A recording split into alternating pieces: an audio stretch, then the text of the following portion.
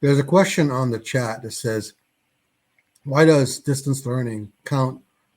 Why does distance learning count for full BAH benefits? In other words, why doesn't it count?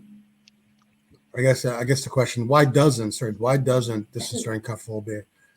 So the way the VA calculates, and again, when we get questions like this dealing with VA calculations, we'll send soldiers to the VA because at the end of the day, it's their decision. We can give kind of the theory about what the VA is thinking, but ultimately the decision maker is the VA. So the reason why they pay what they call a national average for BAH, or the housing stipend, for soldiers who are not attending a brick, say they're doing a distance learning training. My understanding from the VA is because you're not attending that brick and mortar school, you're not in that area. It's like, for instance, you're attending NYU. So you're not going to get NYU. You're not going to get New York E5 housing stipend, right? Because you're in Kentucky.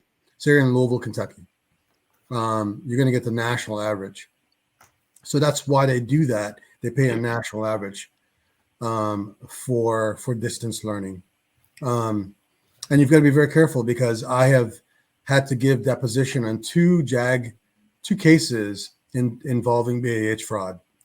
It's crazy, I know, but two soldiers unfortunately decided to try and game the system and got popped for BAH fraud. And one of those was falsifying attendance of a brick and mortar school.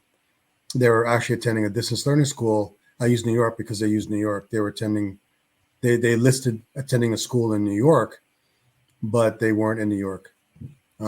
So they got hit. So don't lose your career over that. But that's why the VA looks at that as if you're distance learning, you get the national average. You don't get the brick and mortar location.